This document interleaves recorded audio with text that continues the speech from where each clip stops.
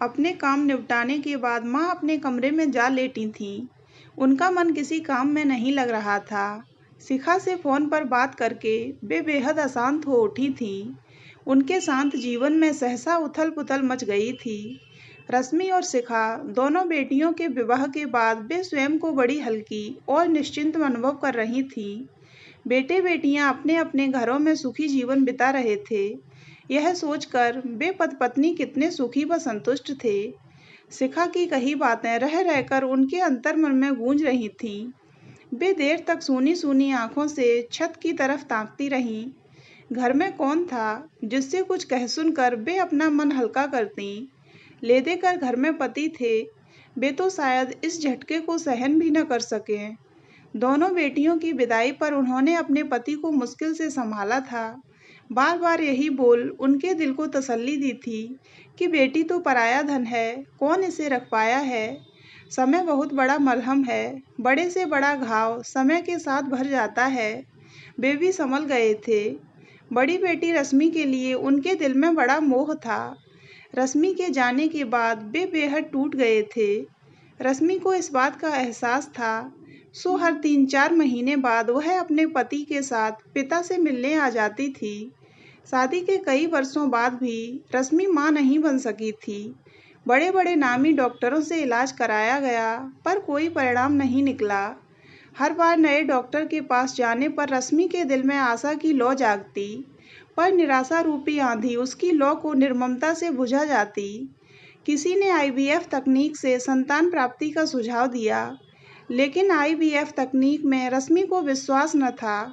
अकेलापन जब असहनीय हो उठा, तो रश्मि ने तय किया कि वह अपनी आगे की पढ़ाई जारी रखेगी।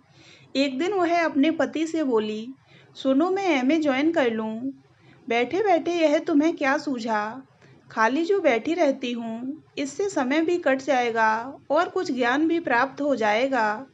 मुझे तो कोई ऐतराज नहीं, पर बाबूजी शायद ही राजी हों। ठीक है, बाबूजी से मैं स्वयं बात कर लूँगी। उस रात बाबूजी को खाना परोसते हुए रश्मि ने अपनी इच्छा जाहिर की, तो एक पल को बाबूजी चुप हो गए। रश्मि समझी शायद बाबूजी को मेरी बात बुरी लगी है। अनुभवी बाबूजी समझ गए कि रश्मि ने अकेलेपन से ऊब कर ही यह इच्छा प्रकट की है। उन्होंने रश्मि को सहर्ष अनुमति दे दी। कॉलेज जाने के बाद नए मित्रों और पढ़ाई के बीच 2 साल कैसे कट गए, यह स्वयं रश्मि भी न जान सकी। रश्मि ने अंग्रेजी एमए की परीक्षा प्रथम श्रेणी में पास कर ली। उसके ससुर ने उसे एक हीरे की सुंदर अंगूठी उपहार में दी। शिखा की शादी तय हो गई थी। रश्मि के लिए शिखा छोटी बहन ही नहीं, मित्र व हमराज भी थी। शिखा ने व्हाट्सएप पर लिखा कि सच में बड़ी खुशी की बात यह है कि तुम्हारे जीजा जी का तुम्हारे शहर में अपने व्यापार के संबंध में खूब आना जाना रहेगा। मुझे तो बड़ी खुशी है कि इसी बहाने तुम्हारे पास हमारा आना जाना लगा रहेगा। व्हाट्सएप में मैसेज देखकर और उसमें लिखा पढ़कर रश्मि खिल उठी थी। कल्पना में ही उसने अनदेखे जीजा जी के व्यक्तित्व के कितने ही खाके खींच डाले थे, पर दिल में कहीं यह एहसास भी था कि शिखा के चले जाने के बाद माँ और बाबूजी कितने अकेले हो जाएंगे। शिखा की शादी में रमेश से मिलकर रश्मि बहुत खुश हुई। कितना हंसमुख, सरल, नेक लड़का है। शिखा जरूर इसके साथ खुश रहेगी। रमेश भी रश्मि से मिलकर प्रभावित हुआ था। उसका व्यक्तित्व ही ऐसा था। शिखा की शादी के बाद 1 महीने रश्मि माँ बाप के पास ही रही थी, ताकि शिखा की जुदाई का दुख उसकी उपस्थिति में कुछ कम हो जाए। शिखा अपने पति के साथ रश्मि के घर आती जाती रही। हर बार रश्मि ने उनकी जी खोलकर आवभगत की। उनके साथ बीते दिन यूं गुजर जाते कि पता ही नहीं लगता कि कब वे लोग आए और कब चले गए। उनके जाने के बाद रश्मि के लिए बेसुखद स्मृतियां ही समय काटने को काफ़ी रहती। शिखा शादी के बाद जल्द ही एक-एक करके 2 बेटियों की मां बन गई थी।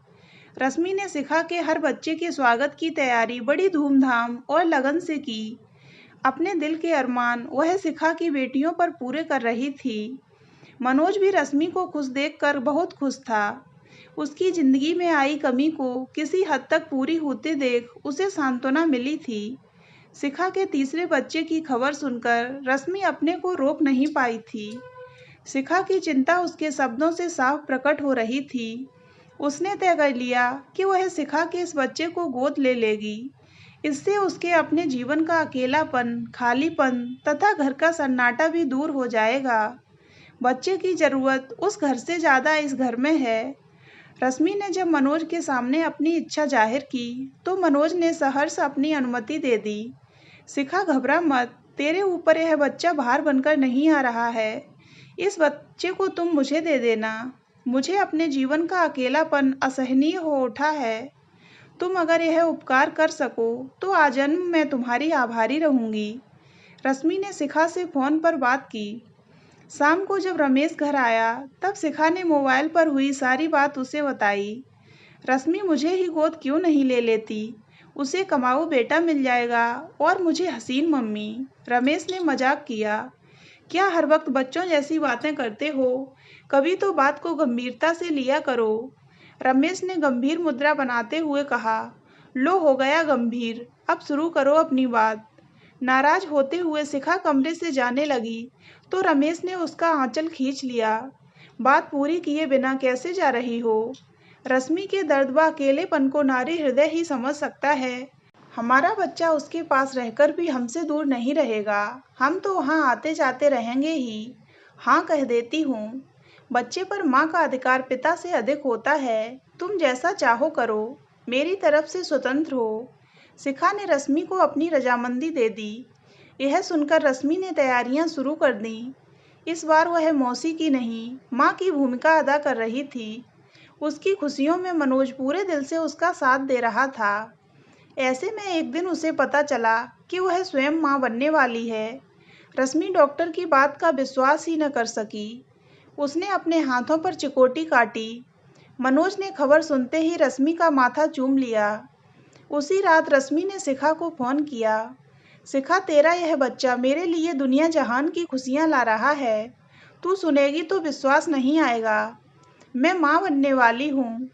कहीं तेरे बच्चे को गोद लेने के बाद माँ बनती तो शायद तेरे बच्चे के साथ पूरा न्याय न कर पाती।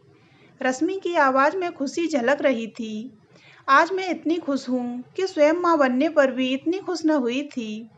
14 साल बाद पहली बार तुम्हारे घर में खुशी नाचेगी। शिखा बहन की इस खुशी से दोगुनी खुश होकर बोली। माँ और बाबूजी भी यह खुशखबरी सुनकर आ गए थे। रश्मि के ससुर की खुशी का ठिकाना ही नहीं था।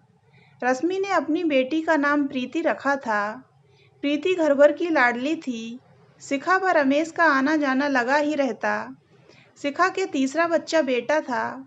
रश्मि ने यही सोचकर कि घर में बेटा होना भी जरूरी है, शिखा से उसका बेटा नहीं मांगा। रश्मि की खुशियां शायद जमाने को भाई नहीं। शिखा व रमेश रश्मि के पास आए हुए थे। तभी उनकी दूर की मौसी प्रीति को देखने आई थीं। रश्मि को बधाई देते हुए उन्होंने कहा, रश्मि, तेरा रूप बिटिया न ले सकी। यह तो अपने मौसा मौसी की बेटी लगती है।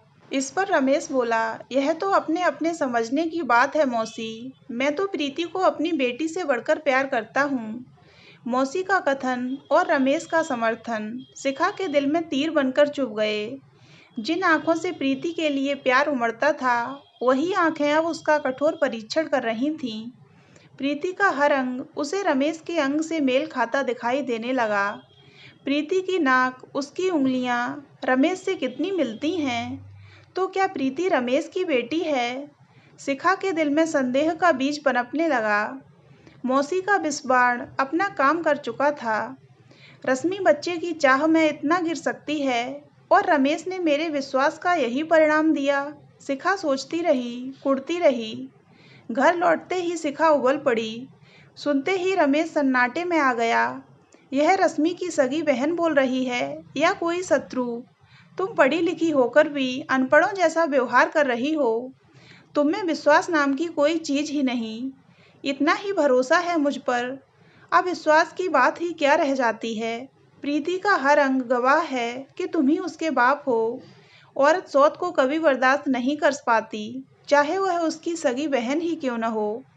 किसी के रूप रंग का किसी से मिलना क्या किसी को दोषी मानने के लिए काफी है? गर्भावस्था में माँ की आंखों के सामने जिसकी तस्वीर होती है, बच्चा उसी के अनुरूप ढल जाता है। अपनी डॉक्टरी अपने पास रखो। तुम्हारी कोई सफाई मेरे लिए पर्याप्त नहीं। डॉक्टर राजेश को तो जानती हो ना, उसकी बेटी के बाल सुनहरे हैं, पर पति-पत्नी दोनों में से किसके बाल सुनहरे हैं? राजेश ने तो आज तक कोई तोहमत अपनी पत्नी पर नहीं लगाई। मैं औरत हूँ, मेरे अंदर औरत का दिल है, पत्थर नहीं। बेचैनी में शिखा अपनी परेशानी माँ को बता चुकी थी। उसकी रातें जागते कटती, भूख खत्म हो गई थी। फोन करने के बाद माँ कितनी बेचैन हो उठेंगी, यह उसने सोचा ही नहीं था। माँ अंदर ही अंदर परेशान हो उठी। दोपहर को जब पति सोने चले गए तो उन्होंने शिखा को फोन किया। तुम्हारी बात ने मुझे बहुत अशांत कर दिया है। रश्मि तुम्हारी बहन है, रमेश तुम्हारा पति। तुम उनके संबंध में ऐसा सोच भी कैसे सकती हो? रश्मि अगर 14 साल बाद माँ बनी है तो इसका अर्थ यह तो नहीं कि तुम उस पर लांछन थोप दो। तुम्हारा अविश्वास तुम्हारे घर के साथ साथ रश्मि का घर भी ले डूबेगा। जिंदगी में सुख व खुशी हासिल करने के लिए विश्वास अत्यंत आवश्यक है। बसे बसाए घरों में आग मत लगाओ। रश्मि को इतने वर्षों बाद खुश देखकर कहीं तुम्हारी ईर्ष्या तो नहीं जाग उठी? माँ से बात करने के बाद शिखा के अशांत मन में हलचल सी उठी। सच्चाई सामने होते आंखें कैसे मूंदी जा सकती हैं? बात बात पर झल्ला जाना, पति पर व्यंग कसना शिखा का स्वभाव बन चुका था। बचपना छोड़ दो, रश्मि सुनेगी तो कितनी दुखी होगी। क्यों? तुम तो हो उसके आंसू पोंछने के लिए। चुप रहो, तमीज से बात करो। तुम तो हद से ज्यादा ही बढ़ती जा रही हो। जो सच नहीं है उसे तुम 100 बार दोहरा कर भी सच नहीं बना सकती। शिखा को हर घटना इसी एक बात से संबद्ध दिखाई पड़ रही थी। चाह कर भी वह अपने मन से किसी भी तरह इस बात को निकाल नहीं सकी। इधर रमेश को रह रहकर मौसी जी पर गुस्सा आ रहा था, जो उनके शांत जीवन में पत्थर फेंक कर हलचल मचा गई थी। पढ़ लिख कर इंसान का मस्तिष्क विकसित होता है, सोचने समझने और परखने की शक्ति आती है, पर शिखा तो पढ़ लिख कर भी अनपढ़ रह गई थी। एक दूसरे के लिए अजनबी बन पति पत्नी अपनी अपनी जिंदगी जीने लगे। आखिर हुआ वही जो होना था। बात रश्मि तक भी पहुंच गई। सुनकर उसे गुस्सा कम और दुख अधिक हुआ। मनोज को भी इस बात का पता लगा, पर व्यक्ति व्यक्ति में भी कितना अंतर होता है। रश्मि के प्रति विश्वास की जो जड़ें सालों में जमी थीं, वे इस कुठाराघात से उखड़ न सकीं। रश्मि ने मन मारकर शिखा को फोन कर कहा, इसे तुम चाहो तो मेरी तरफ से अपनी सफाई में एक प्रयत्न भी समझ सकती हो। हमारा सालों का रिश्ता, खून का रिश्ता, यूं इतनी जल्दी तोड़ दोगी? शांत मन से सोचो। मैं तो तुम्हारा बच्चा गोद लेने वाली थी, फिर मुझे ऐसा करने की आवश्यकता क्यों होती? रमेश को मैंने हमेशा छोटे भाई की तरह प्यार किया है। इस निश्चल प्यार को कलुषित मत बनाओ। वैवाहिक जीवन की नींव विश्वास रूपी भूमि पर खड़ी है। अपनी बसी बसाई गृहस्थी में शंका रूपी कुल्हाड़ी से आघात क्यों करना चाहती हो? तनाव और कलह को क्यों निमंत्रण दे रही हो? रमेश को तुम इतने सालों में भी समझ नहीं सकी हो। शिखा इन बातों से और भी जल भुन गई। रमेश उसकी नज़र में अभी भी अपराधी है। वह घर सिर्फ सोने और खाने को ही आता है। उसका घर में बस इतना ही नाता रह गया है। माँ द्वारा पिता की उपेक्षा होते देख बच्चे भी उससे वैसा ही व्यवहार करते हैं।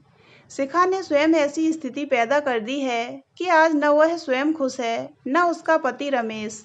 तो दोस्तों, अगर आपको ये कहानी अच्छी लगी हो तो वीडियो को लाइक करें और हमारे चैनल को सब्सक्राइब अवश्य करें।